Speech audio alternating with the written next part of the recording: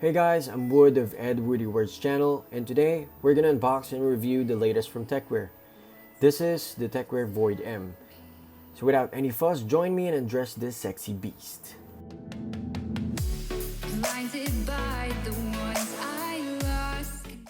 Alright, we have here now in front of us the box of Void M. Now just to give you a heads up about this chassis, it features a minimal compact design and a floating tempered glass panel at the front. You know what, it kind of reminds me of the NZXT's H510 Elite, so this is kind of like the baby version of it. So NZXT H510 Elite is, I consider that as the most attractive, sexiest case of all time. Now, anyways, going back, you got your typical tempered glass side window, which I will show you later. It will show a clear and attractive view of your computer's internal components. So if you're into RGBs and all that lighting, this is the best way to showcase it. And the best of all, it has pre-installed 3, not 1, but 3 Orbis F1 addressable fans. Moreover, it can support up to 5 cooling fans and would definitely fit a 240mm AIO liquid cooler. Now let's crack this baby open.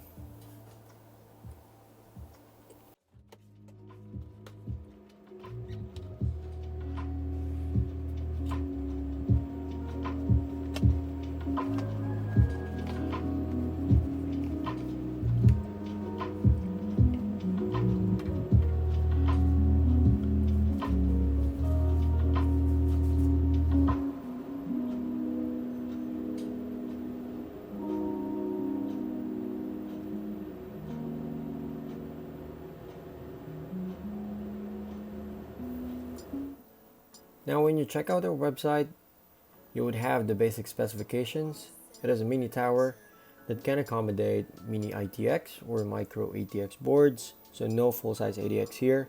Nope, they will not fit in here. Dimensions on these are basically 430 by 210 by 393 mm.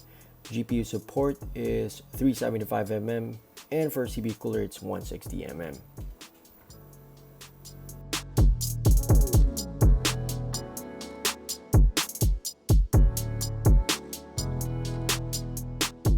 Now let's pop up the front hood.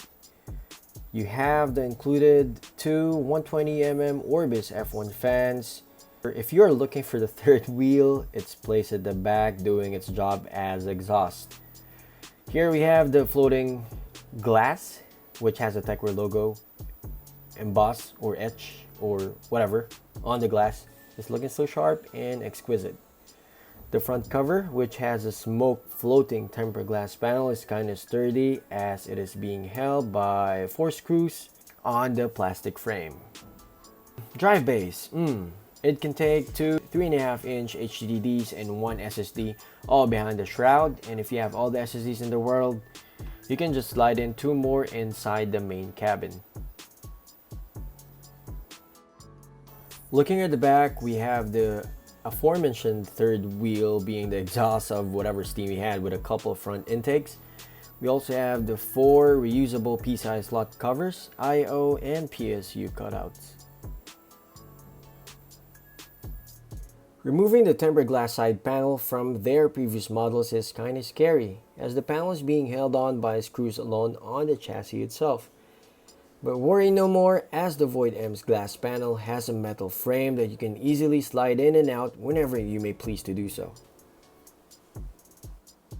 Looking inside, you have your typical PSU shroud that also houses a drive base as showed earlier, an option to mount a 120mm radiator of your choice at the front, and oh, it's nice that they have included rubber grommets for your cable routing holes. So you got 1, 2, 3, 4 rubber grommets inside. You have also the motherboard tray with a 160mm max air cooler height.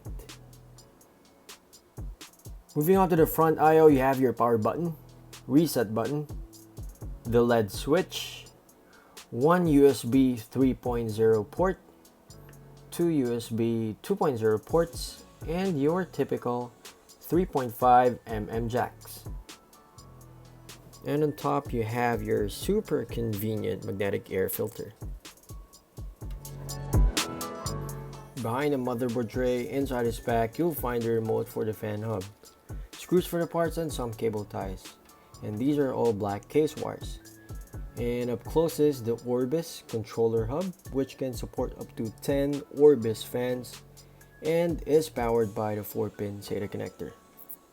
And before I forget, you also have another filter which can be located at the bottom for your PSU. Given that most people would assume that this has poor ventilation because of the front panel having a glass design instead of a mesh or any structure that favors good airflow, some of you may ask, how are the thermals, especially on the CPU and GPU? Now this is what I got when I tested them. Surprisingly, it has exceeded my expectations. The CPU temp is an average of 41 degrees Celsius and went up as high as 52 only. On the other hand, GPU has an average of 44 degrees Celsius and the highest was 55. I ran them through CPU ID Hardware Monitor Pro and NZXT Cam, and this is while I played more than 3 hours straight. And on idle, obviously I got better results. My verdict, the Void M is a thing of beauty with its glass panels and extremely solid construction, though it is only limited to micro ATX builds. It's a high quality build that will not break your bank, definitely an excellent case at a reasonable price. So there you have it, my unboxing and quick review of the Tecware Void M. Hope you liked this video and please don't forget to thumbs up and hit the subscribe button for more unboxing videos. You guys have a good one.